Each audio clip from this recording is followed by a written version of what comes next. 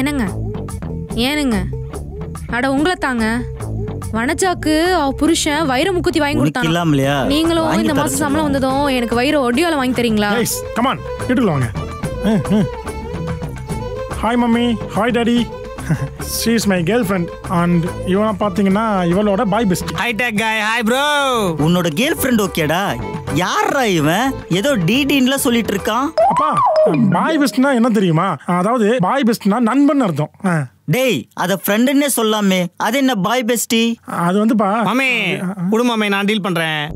Bro bye பெஸ்டினா ஃப்ரெண்டுக்கு மேல லவருக்கு கீழ. அதான் ப்ரோ. அப்ப நடுவுல என்ன? அதான் ப்ரோ பாய் பெஸ்டி.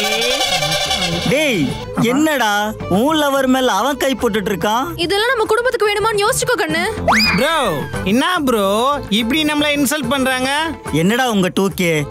ஆனா எங்க 80sல எல்லாம் டான்ஸ் எப்படி இருக்கும் தெரியுமா? எப்படி இருக்கும் அங்கிள்? குயிலே குயிலே பூங்குயிலே மயிலே மயிலே வா மயிலே. ஐயோ இப்படி இருக்கணும். அதே 90sனா சாங் டான்ஸ் எப்படி இருக்கும் தெரியுமா? எப்படி இருக்கும் ப்ரோ? இப்ப பாரு. என் புருஷன்தான் எனக்கு மட்டும்தான் இப்படி இருக்கணும்டா. அதே 2Kல எப்படா டான்ஸ் ஆடுவீங்க? அது 3 பேரா இருக்கீங்க. அதுவா? அது எப்படி இருக்கும் தெரியுமா?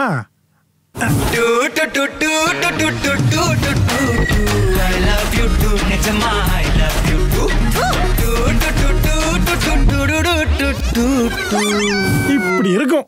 பேபி பாய் பெஸ்டியா இருந்து உனக்கு ஒரு அட்வைஸ் மட்டும் பண்றேன், நல்லா கேட்டுக்கோ. இந்த குடும்பம் நமக்கு சுத்தமா செட் ஆகாது. இந்த ஃபேமிலி நமக்கு வேணா வா கிளம்பிக்கலாம். நீ கோபப்படாத baby. Cool cool relax relax.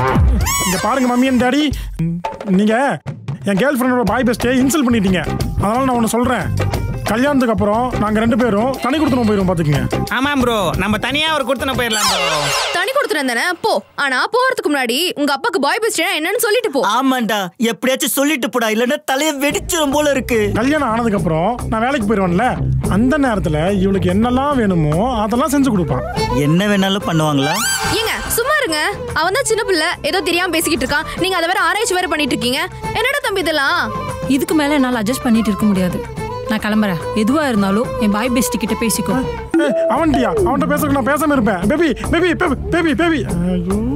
ஐயோ ப்ரோ என்ன ப்ரோ நீங்க?